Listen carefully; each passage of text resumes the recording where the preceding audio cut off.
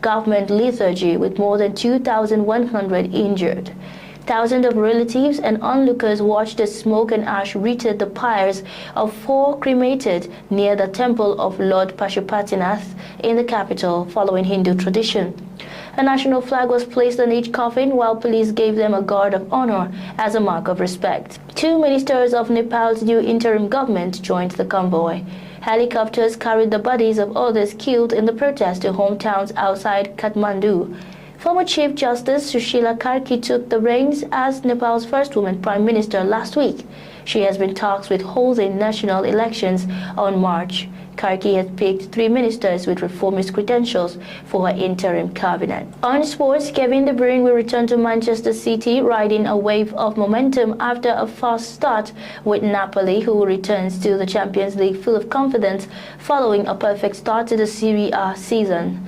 De Bruyne heads back to the Etihad Stadium with 2 goals from his first 3 Napoli matches and a starring role in the Italian champions' bid to make a mark in Europe's elite club competition after securing a 4th league title last season. Antonio Conte has had to shuffle the deck to accommodate one of the best players of the century, carving out for De Bruyne a creative midfield role, which the former Italy coach hopes won't have a negative impact on last season's star player Scott McTominay. A former Premier League winner himself with Chelsea, Conte has been criticized throughout his career for a lack of flexibility and perceived incapability to deal with the rigors of European competition. Still in sports, Jose Mourinho is close to replacing Bruno Lage as Benfica manager after he was sacked following Tuesday's Champions League defeat against Karabakh.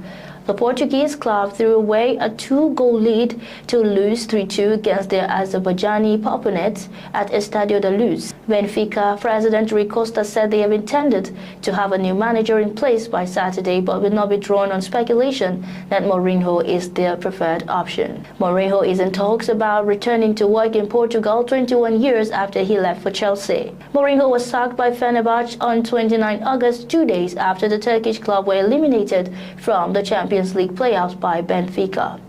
Since leaving his homeland in 2004, Mourinho has managed Chelsea, Inter Milan, Real Madrid, Manchester United, Tottenham Hotspur, Roma and Fenerbahce. And that's our news bulletin for today.